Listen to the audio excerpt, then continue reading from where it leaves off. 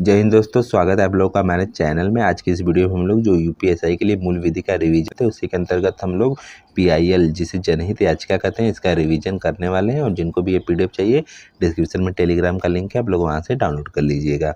बात करते हैं जो पीआईएल है इसके अन्य नाम की, तो इसे जनहित याचिका या फिर लोकहितवाद भी कहा जाता है। याचिका जो है इसका अर्थ क्या है, तो न्याय प्राप्ति के लिए कोर्ट में दायर की गई अर्जी को ही याचिका कहते हैं। यह किसी भी प्रकार की हो सकती है।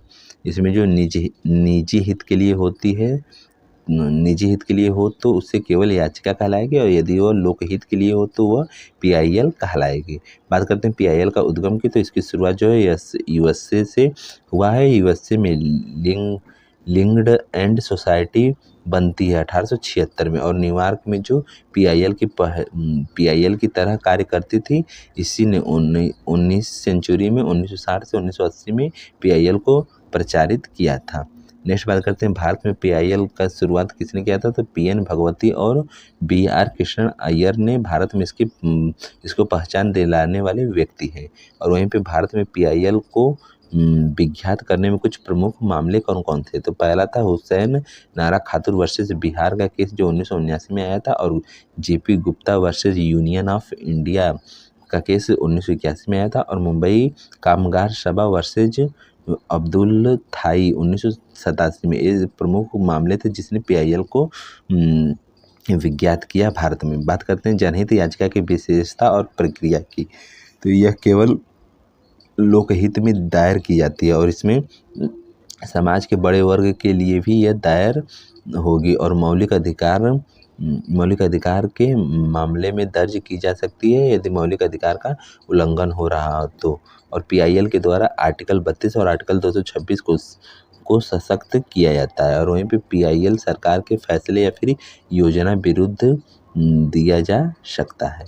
नेक्स्ट बात करते हैं पीआईएल कौन दाखिल कर सकता है, तो पीआईएल जो है कोई भी व्यक्ति जो लोक कल्याण चाह रहा हो वह कर सकता है, या फिर कोई संस्था या फिर एनजीओ कर सकती है, या फिर पीड़ित व्यक्ति या फिर व्यक्तियों के समूह द्वारा पीआईएल को दाखिल किया जा सकता है। बात करते हैं पीआईएल कहाँ दाखिल होगा, तो पीआईएल जो है हाई कोर्ट में आर्टिकल 226 के प्रयोग से दाखिल होगा, और सुप्रीम कोर्ट में आर्टिकल 32 के तहत दाखिल किया जा सकता है।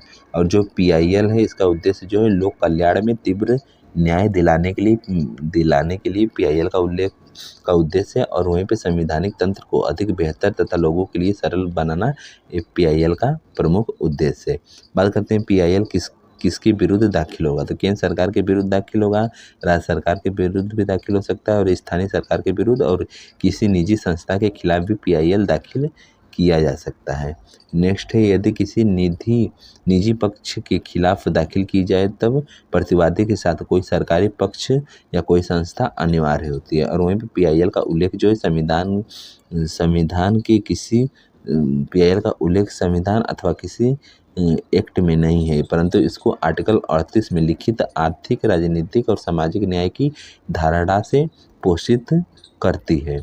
नेक्स्ट है भारत में सर्वाधिक पीआईएल की सबसे सर्वाधिक फेमस पुष्पा हीगोरानी ने किया था, यानी कि भारत में सर्वाधिक पीआईएल को फेमस पुष्पा हीगोरानी जो महिला थे इन्होंने किया था। और वहीं पे पीआईएल दाखिल करने की प्रक्रिया क्या है, तो इसमें फीस 50 रुपये या फिर कोर्ट माफ़ी भी कर सकती है, और इसे दाखिल करने के लिए वकील का होना अनिवार्य है।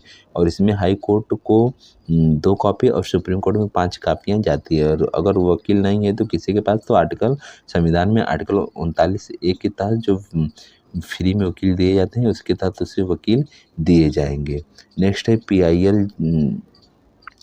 है कि पीआईएल सुनवाई के पश्चात वापस नहीं लिया जा सकता है, और न्यायालय क्या आदेश देगा इस पर, तो जुर्माना लगा सकता है, कंपनी या संस्था या फिर समिति या फिर कारखाने को बंद करा सकता है जिसके खिलाफ पीआईएल दाखिल किया गया, या फिर जमानत या फिर सुनवाई के आदेश दे सकता है, या फिर अंतिम आदेश का पालन अनिवार्य, न्यायालय के अंतिम आदेश का पालन अनिवार्य होता है इसमें।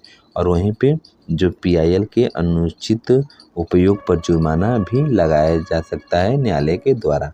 आज की इस वीडियो में केवल इतना ही था। बाकी आपको यह रिवीजन का वीडियो कैसा लगा आप कमेंट में ज़रूर बताइएगा।